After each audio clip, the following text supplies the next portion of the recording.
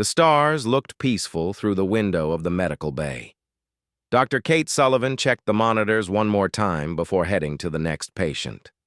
The hospital ship, Mercy, moved quietly through neutral space, its white hull marked with giant red crosses that could be seen from miles away.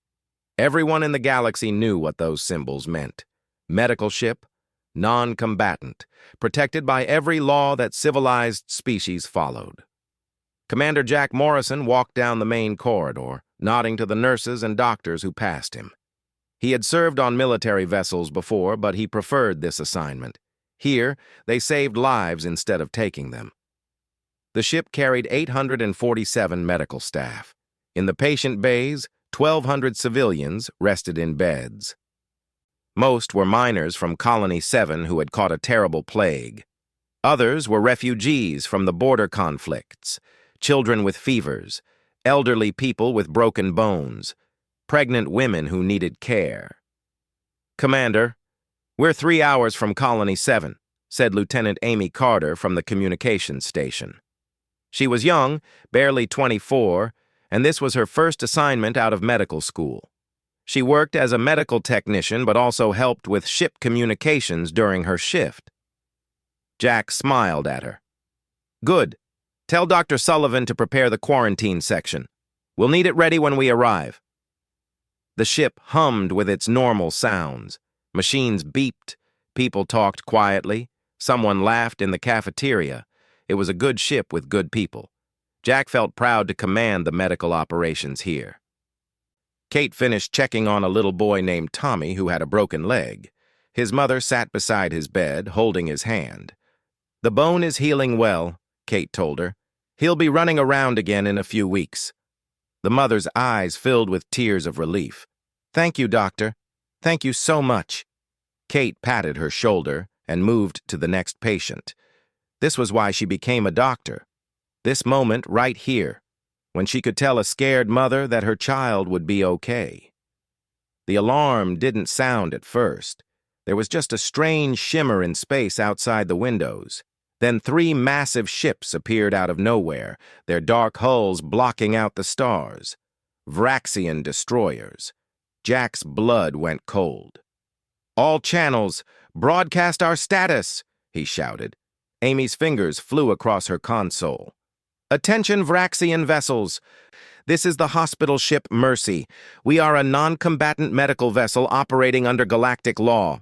We carry wounded civilians and medical personnel only. We have no weapons. Please acknowledge." The Vraxian ships said nothing. Their weapons began to glow. "Broadcast again," Jack ordered. "Tell them we have children on board. Tell them we're protected by the Geneva Conventions of Space." Amy sent the message on every frequency. Her voice shook as she spoke into the transmitter.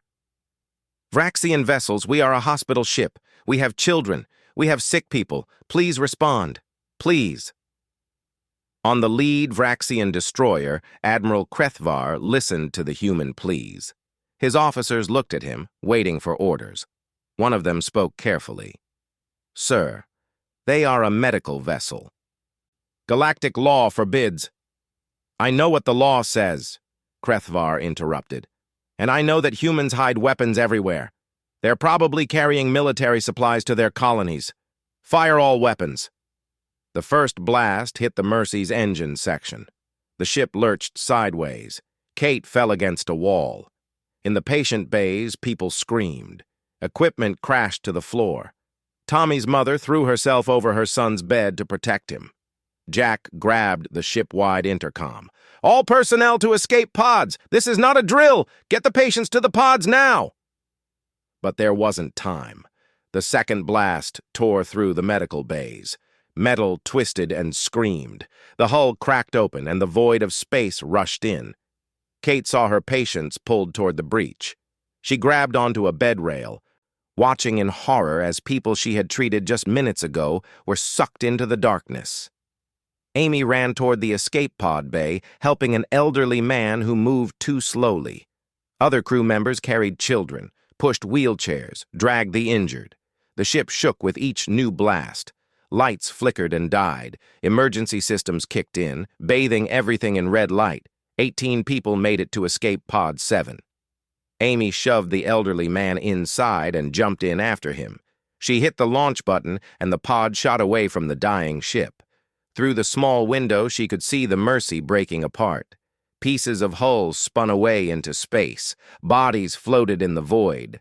She saw Dr. Kate Sullivan trying to reach an escape pod carrying a child.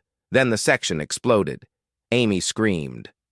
The others in the pod cried or prayed or sat in shocked silence, but the nightmare wasn't over. The Vraxian destroyers began hunting the escape pods. Their targeting computers locked onto each small vessel. One by one, the pods exploded into clouds of debris. "They're killing survivors," whispered a nurse named Ben. "They're executing us." Amy's pod drifted toward an asteroid field. She cut all power, making them invisible to sensors. They floated dead in space, dark and silent, while they watched the Vraxians destroy every other escape pod they could find. It took 20 minutes. 20 minutes of watching their friends and patients die. When the Vraxian ships finally left, Amy turned the pod's power back on. She activated the emergency beacon and started recording. Her hands shook as she pointed the camera at the debris field that used to be the Mercy. Bodies floated among the wreckage, medical equipment, children's toys, a white coat with a red cross on the sleeve, slowly spinning in the void. "This is medical technician Amy Carter," she said into the recorder. Her voice was flat, emotionless with shock. "The hospital ship Mercy was destroyed by Vraxian forces without provocation. They fired on a clearly marked medical vessel. They hunted down survivors in escape pods. 2,029 people are dead. Medical personnel, sick children, pregnant women, all dead." She kept recording until a rescue ship found them 6 hours later. The images she captured would change everything. Earth was about to learn what happened to the Mercy. And someone was going to answer for it. The video played on every screen across Earth. Amy Carter's shaking footage showed the Mercy breaking apart, bodies floating in space, children's screams cut short by the void. The red cross on the ship's hull clearly visible as weapons tore it to pieces. News anchors couldn't speak. They just let the video play, over and over again. In homes across the planet, people watched in silence. A father in New York saw the little boy with the broken leg tumble into space. A mother in Tokyo recognized the pregnant woman she had talked to online about baby names. A teacher in London pointed at the screen and told her students, "That's Dr. Sullivan. She treated my sister last year. She saved her life." The anger built slowly at first. Then it grew into something massive and terrible. Something that humanity hadn't felt in generations. People poured into the streets, not to riot or loot, but to stand together in silent fury. They held candles for the dead. They demanded justice. President Richard Hayes sat in the Oval Office, watching the footage for the 20th time. He was a calm man, known for his careful words and peaceful solutions. But now his hands gripped the edge of his desk so hard his knuckles turned white. Fleet Admiral Daniel Cruz stood beside him, along with Vice Admiral Lisa Monroe and several other military leaders. "How many survived?" Hayes asked quietly. 18, Cruz answered. "One escape pod made it. Amy Carter and 17 others. Everyone else is gone." Hayes closed his eyes. 2,029 dead. "Yes, sir?" "Medical personnel, civilians, children." "Yes, sir." Hayes opened his eyes. The man who looked back from the mirror behind his desk was not the same man who had woken up that morning. Something had changed. Something fundamental. "Assemble the United Earth Assembly," he said. "I need to address them in 2 hours. And I want every communication channel to the Vraxian Confederacy opened. I have a message for them." The assembly hall was packed. Representatives from every human colony filled the seats. The gallery was full of press, military officers, and civilians who had lost loved ones on the Mercy. The room buzzed with angry voices until President Hayes walked to the podium. Then silence fell like a hammer. Hayes looked out at the crowd. His face was calm, but his eyes burned with something cold and hard. "Today we witnessed an act that cannot be called war," he began. His voice was steady and quiet. Everyone leaned forward to hear. "War has rules. War has honor. What happened to the Mercy was not war. It was murder. It was genocide. It was the deliberate targeting of defenseless medical personnel and the patients they were protecting." He paused and touched a button on the podium. Amy's footage played on the screens behind him. No one looked away. "The Vraxian Confederacy has violated every law that civilized species follow. They fired on a hospital ship marked with universal symbols of medicine and mercy. They hunted down escape pods carrying wounded civilians.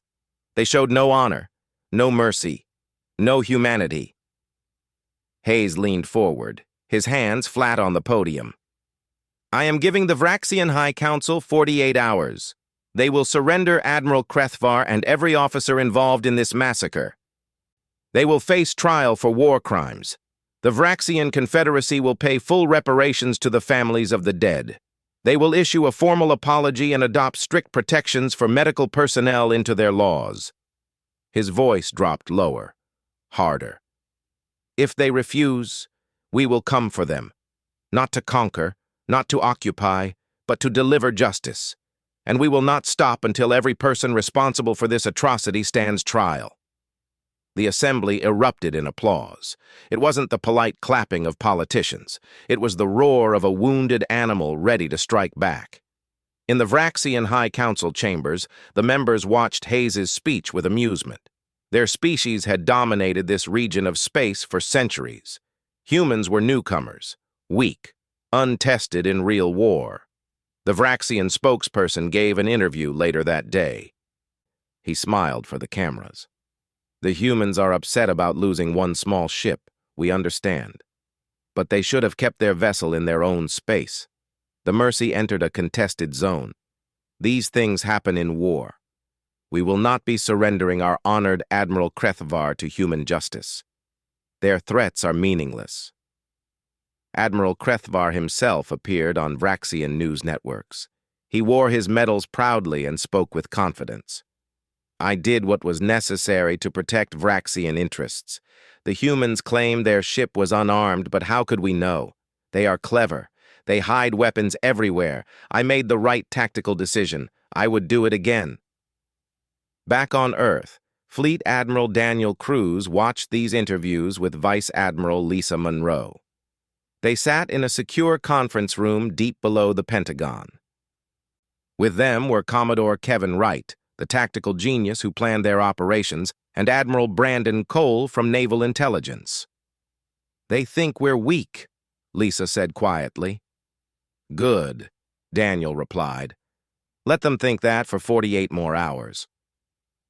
Kevin pulled up a star chart on the holographic display. Red dots marked Vraxian military positions. Blue dots showed human ships moving into position. There were a lot more blue dots than the Vraxians knew about. "Operation Righteous Fury is ready to launch," Kevin said. "Battle Group Hammer is in position. Shadow Squadron has infiltrated Vraxian space. Intelligence has located every ship and officer involved in the Mercy attack." Brandon added, "We've also been talking to other species. Most of them are disgusted by what the Vraxians did. They won't interfere. Some are quietly offering support." Daniel studied the display. 40 human dreadnoughts, 300 cruisers and destroyers, 5,000 fighter craft. It was the largest fleet Earth had ever assembled, and the Vraxians had no idea it existed. "Remember," Daniel said to his officers, "we are not conquerors. We're not there to kill civilians or destroy their worlds. We target military assets only. We capture the guilty. We show the galaxy that humanity fights with honor, even when seeking justice for the dishonorable." Lisa nodded. "Precision strikes, surgical operations, no collateral damage." "Exactly," Daniel agreed. "We will show them the difference between murder and justice." The 48 hours ticked by. Earth went silent. No more speeches, no more threats, just quiet preparation. Across human space, families said goodbye to their soldiers. Veterans came out of retirement to serve. Factory workers built weapons around the clock. Scientists shared their latest discoveries with the military, and in the darkness between stars, human ships moved like ghosts toward Vraxian space. On the last hour of the deadline, President Hayes sent one final message to the Vraxian High Council. It was only 7 words long. "You should have surrendered. Justice comes." The galaxy held its breath and waited. Captain Eric Stone stood on the bridge of the UES Retribution and watched his crew work. The Dreadnought was the largest warship humanity had ever built. Its weapons were new, designed from principles that Earth's scientists had developed in isolation. The galaxy used energy shields and plasma weapons. Humans had taken a different path. "Status report," Eric said calmly. His tactical officer looked up from her console. "All systems green, Captain. Battle Group Hammer is in formation. 40 ships ready for combat." Eric nodded.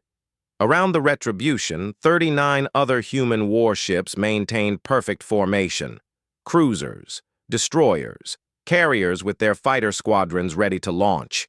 They moved through the empty space between stars, invisible to Vraxian sensors. Human stealth technology was better than anyone knew. "ETA to the target?" Eric asked. 6 hours, Captain." 6 hours until they dropped into Vraxian space.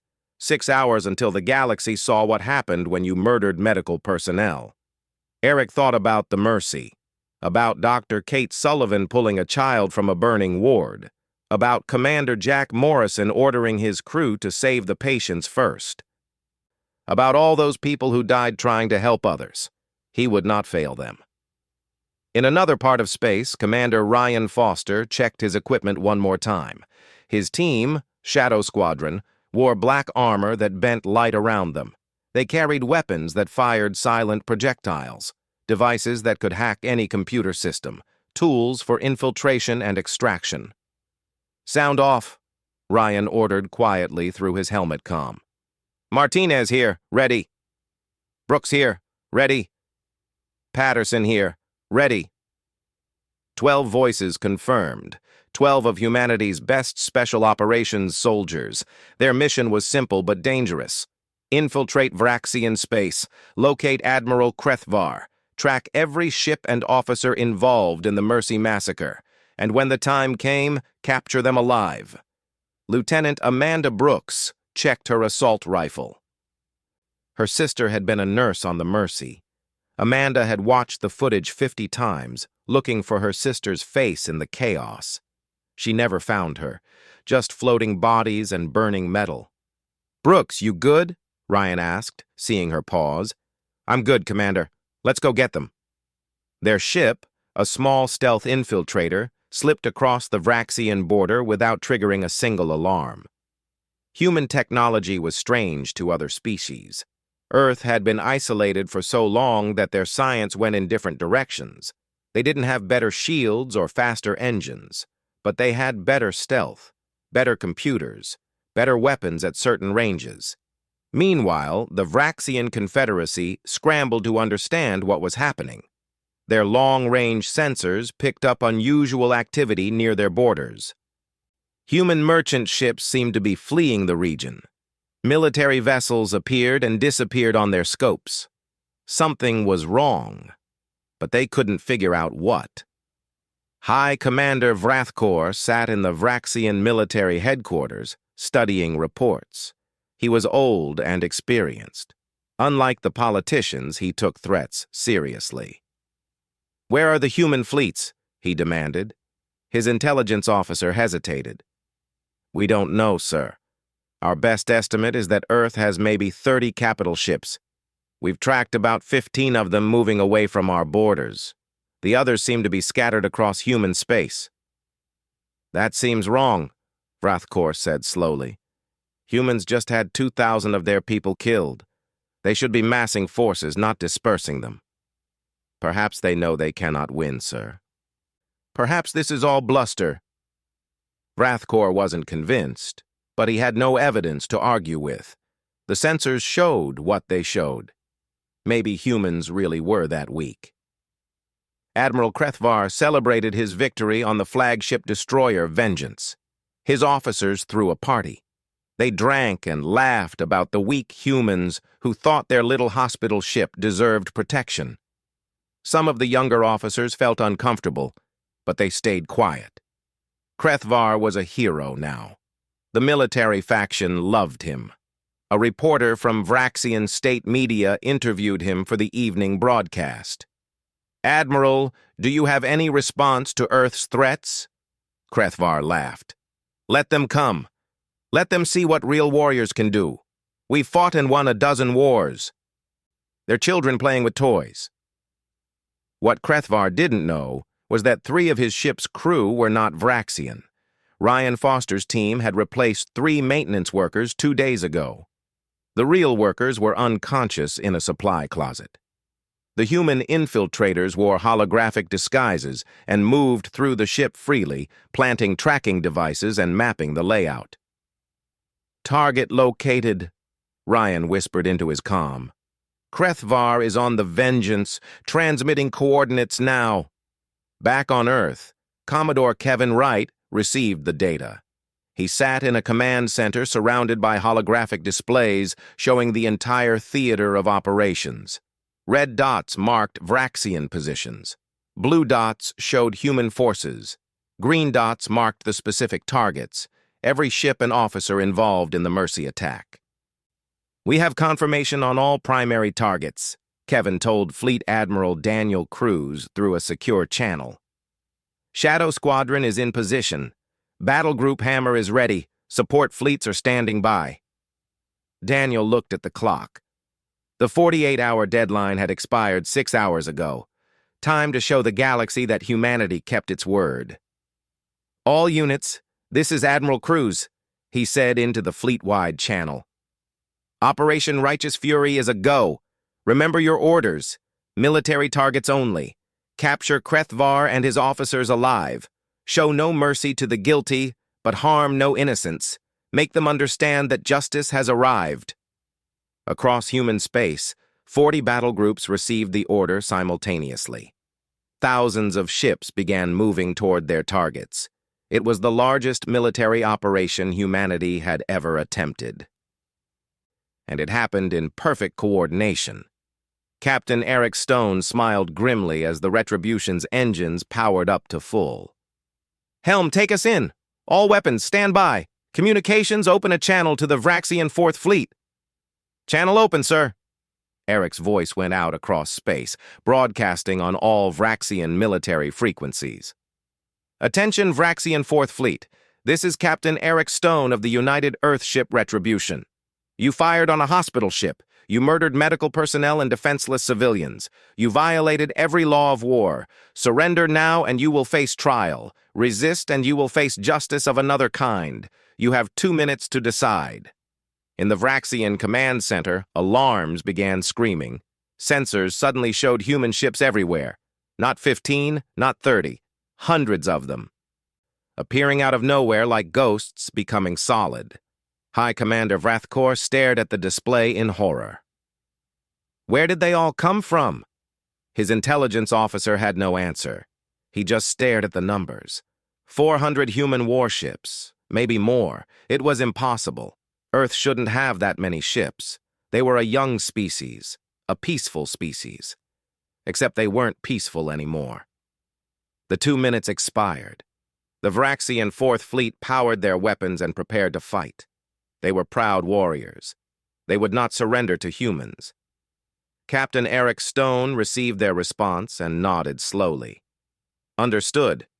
All ships, you are weapons free. Fire." The battle for justice had begun. The first shot from the Retribution traveled at a significant fraction of light speed.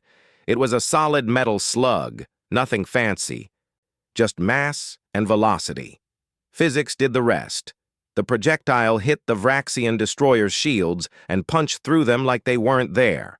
The slug continued through the ship's hull, through its reactor compartment, and out the other side. The destroyer split in half and went dark. Target destroyed, the tactical officer reported. Reloading main cannon. Captain Eric Stone watched as Battle Group Hammer opened fire. Kinetic weapons had one major advantage over energy weapons.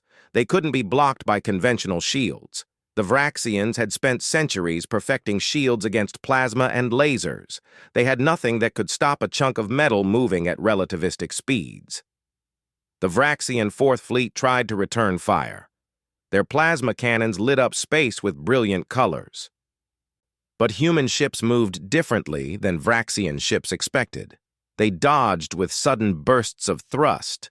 They scattered and regrouped in patterns that confused enemy targeting computers. And their own shields, designed on different principles, absorbed most of the Vraxian fire. "Enemy cruiser targeting us," called out the tactical officer. "Return fire. All weapons," Eric ordered. The Retribution's missiles launched in a spread pattern. They weren't explosive missiles.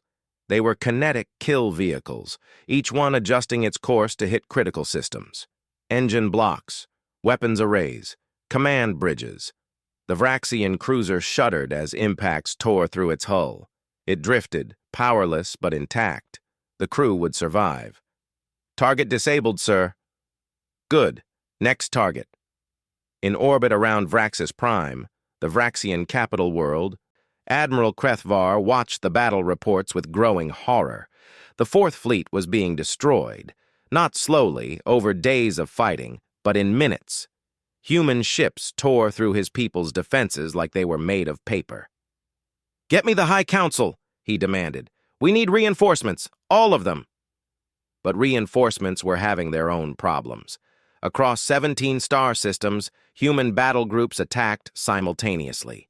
They hit military bases, shipyards, fleet staging areas. Every target had been carefully chosen. Every strike was precise, and nowhere did human weapons touch civilian targets. Cities were untouched, colonies ignored, trade stations left alone. This wasn't a war of conquest. It was surgical removal of military capability. Commander Ryan Foster and Shadow Squadron moved through the Vengeance's corridors like whispers. Their holographic disguises kept them invisible to the Vraxian crew. They reached the armory first, quietly disabling the weapons lockers. Then they moved to the security stations, planting small devices that would lock the doors on command. "Team 2, status?" Ryan asked softly. "In position outside the bridge," Lieutenant Amanda Brooks replied. "Waiting for your signal." "Team 3? Engineering is secure. We control the ship's systems." Ryan smiled behind his helmet. "Stand by." On the bridge of the Vengeance, Admiral Krethvar screamed orders at his crew. "Get us out of here! Jump to hyperspace!" "Sir, the engines won't respond," the helmsman reported, panic in his voice. "Then fix them!" What Krethvar didn't know was that his engines worked fine. Ryan's team had simply locked out the bridge controls. The Admiral was trapped and didn't even know it yet. "Sir, multiple human ships approaching our position," the sensor officer called out. "They're targeting us specifically." Krethvar's eyes went wide. They were coming for him. The humans were coming for him personally. 3 human cruisers dropped out of faster-than-light travel directly around the Vengeance. They didn't fire. They just matched course and speed, surrounding the Vraxian destroyer like wolves cornering prey. A voice came over the communications channel. "Vraxian destroyer Vengeance, this is Commander Ryan Foster of Earth Shadow Squadron. Admiral Krethvar, you are under arrest for war crimes. Surrender your ship immediately or we will board you by force." Krethvar grabbed the comm unit. "You can't arrest me. I am a military officer following orders. I have immunity." Ryan's voice came back cold and hard. "You fired on a hospital ship. You murdered defenseless civilians. You hunted down survivors. There is no immunity for that. Surrender now." Krethvar turned to his security chief. "Prepare to repel boarders. I want every armed crew member ready to fight." The security chief tried to open the weapons lockers. They wouldn't open. He tried to seal the corridors. The doors wouldn't respond. A horrible understanding began to dawn on the Vraxian crew. The humans were already on their ship. "Now," Ryan said into his comm. The lights went out across the Vengeance. Emergency systems kicked in, but they provided only dim red lighting. Doors slammed shut throughout the ship, dividing the crew into isolated sections. And in the sudden darkness, Shadow Squadron moved. They hit the bridge with perfect coordination. The doors opened, and 12 human soldiers poured in before the Vraxians could react. Stun weapons fired. Vraxian officers dropped unconscious.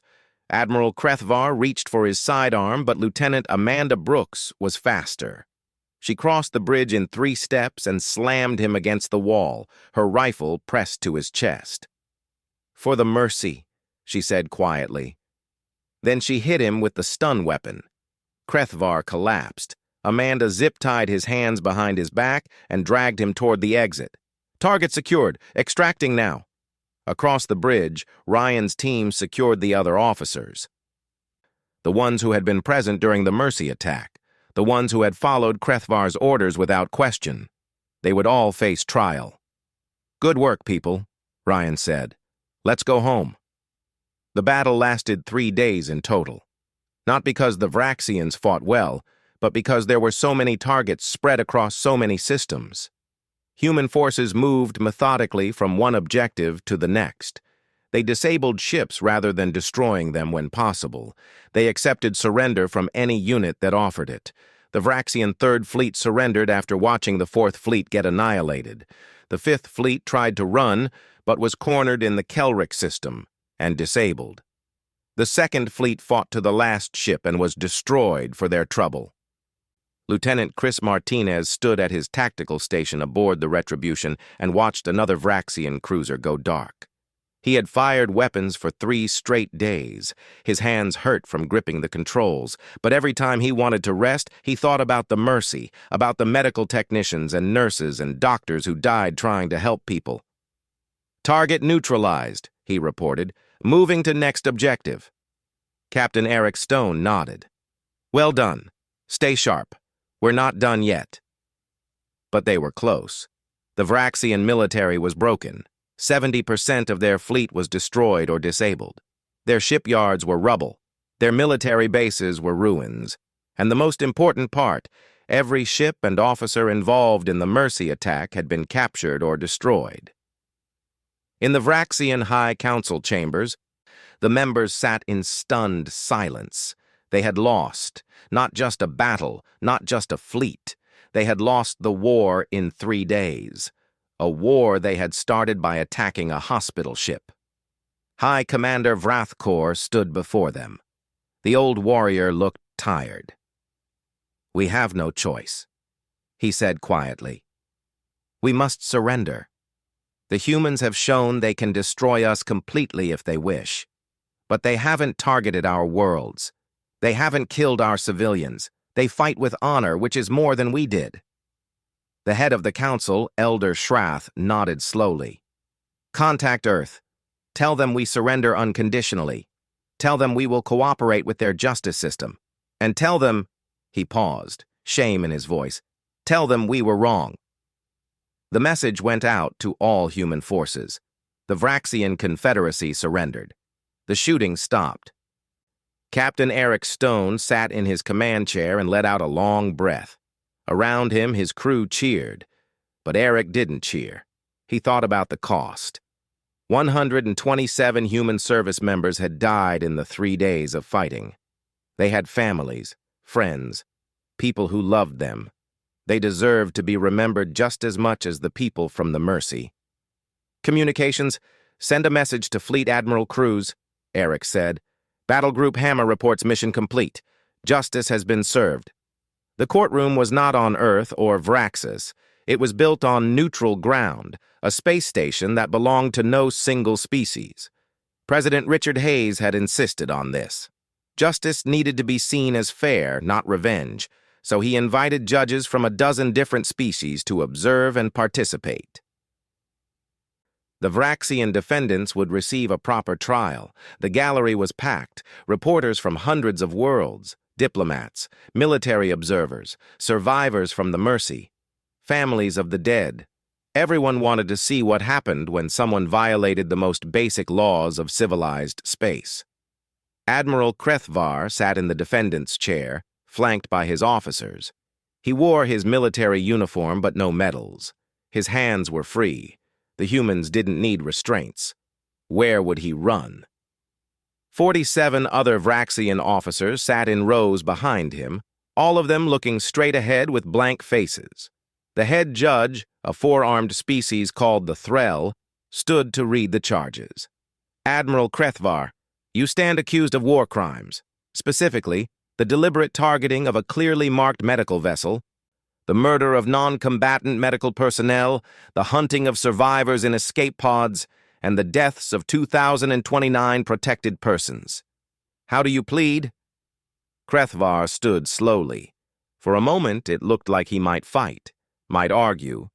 But then he saw the screens around the courtroom. They showed the footage. Amy Carter's recording. The Mercy breaking apart.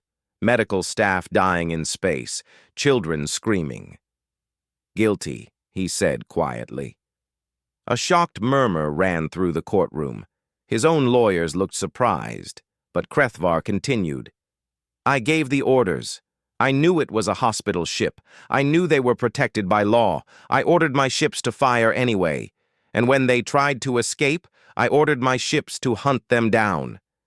I am responsible for every death. The judge nodded slowly. The court acknowledges your admission of guilt. However, we will hear testimony before sentencing. The victims deserve to have their stories told. Amy Carter was the first to testify. She walked to the witness stand on shaking legs. She was 24 years old, but looked older now. 3 days watching her friends die in space had aged her. Tell the court what you saw, the prosecutor said gently. Amy took a deep breath.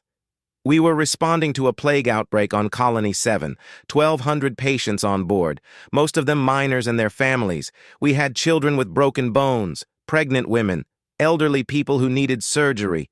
Dr. Kate Sullivan was treating a little boy named Tommy when the first blast hit. Her voice cracked, but she continued. The ship broke apart so fast, people tried to reach the escape pods. The doctors and nurses helped patients first. Always patients first. That's what we're trained to do. Dr. Sullivan died carrying a child toward safety. Commander Jack Morrison died sealing a breach so others could escape. Amy looked directly at Krethvar. 18 of us made it to an escape pod.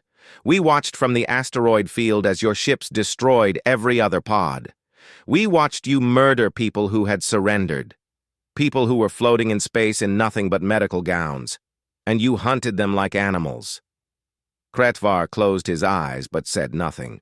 More witnesses came forward. The father of a nurse who died on the Mercy, the husband of a doctor, a little girl whose mother had been a medical technician. Each one told their story. Each one described the person they lost. The courtroom listened in heavy silence. On the third day, the defense called its only witness. High Commander Vrathkor took the stand. He was not on trial. He had not been involved in the Mercy attack, but he wanted to speak. I am ashamed, the old warrior said. Ashamed of what my military did. Ashamed that I did not prevent it. The Vraxian Confederacy has fought many wars, and we were proud of our warrior culture.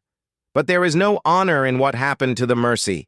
Admiral Krethvar violated every code we claimed to follow. He brought shame to every Vraxian who wears a uniform. Vrathkor turned to look at Krethvar. You deserve whatever punishment these humans give you, and you deserve worse. The trial lasted 2 weeks. Every piece of evidence was examined, every witness heard, every legal argument made. The galaxy watched it all, broadcast live across billions of screens. And when the judges finally retired to make their decision, no one doubted what the verdict would be. Guilty on all counts, the head judge announced. The court finds that Admiral Krethvar and his officers deliberately and knowingly violated the laws of war. They targeted protected persons. They murdered the defenseless. They showed no mercy when mercy was required. The judge paused. Sentencing will reflect the severity of these crimes. President Hayes stepped forward then. The court had asked Earth to propose a sentence since humans were the victims. Hayes carried a piece of paper with him. He had written this himself, showing it to no one until this moment. Admiral Krethvar will spend the rest of his natural life serving as a medical orderly on Colony 7, the same place the Mercy was heading when he destroyed it. He will work in the hospital there, caring for the sick and wounded under the supervision of human doctors. He will clean bedpans, change bandages, feed patients who cannot feed themselves. He will do all the humble work that medical technicians like Amy Carter do every day. Hayes looked at Krethvar. You thought medical personnel were beneath you, thought their work was unimportant. Now you will learn the value of every life they save, and you will spend the rest of your days serving the kind of people you murdered. Krethvar's face went white. It was a punishment worse than death for a proud military officer.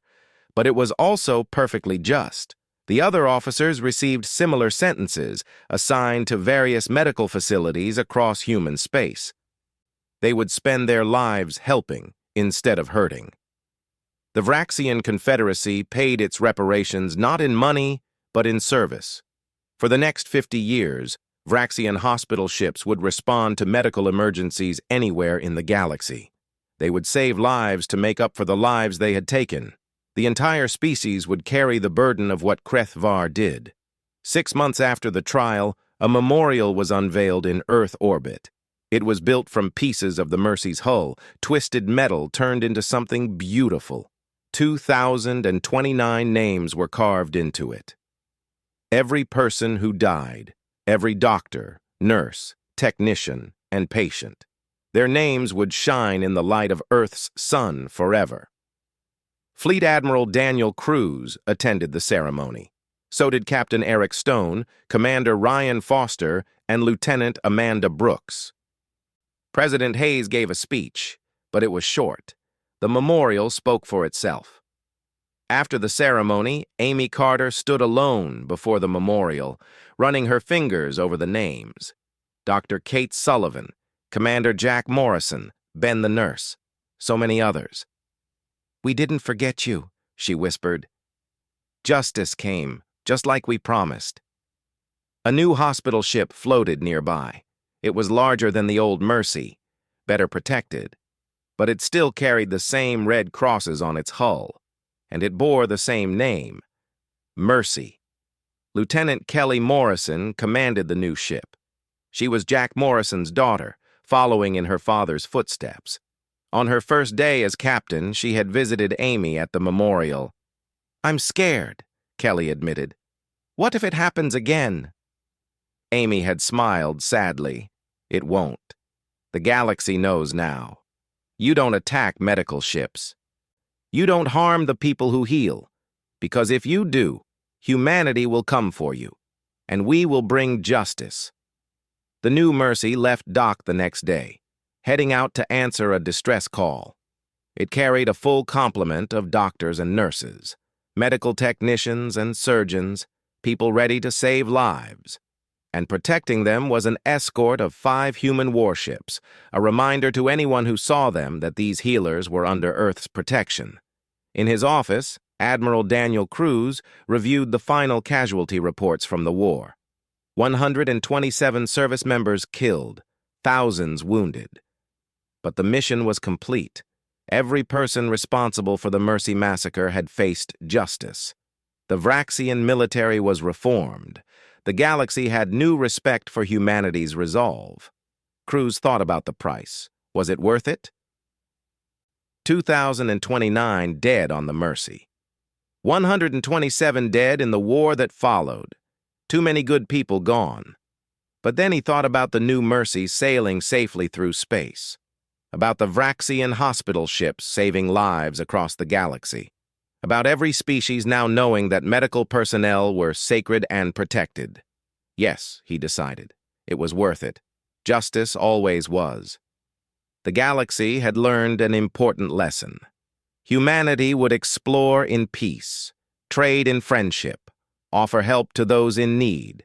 But if you harmed their healers, if you murdered those who saved lives, humanity would respond with devastating force. Not for conquest, not for revenge, but for justice. And that made all the difference.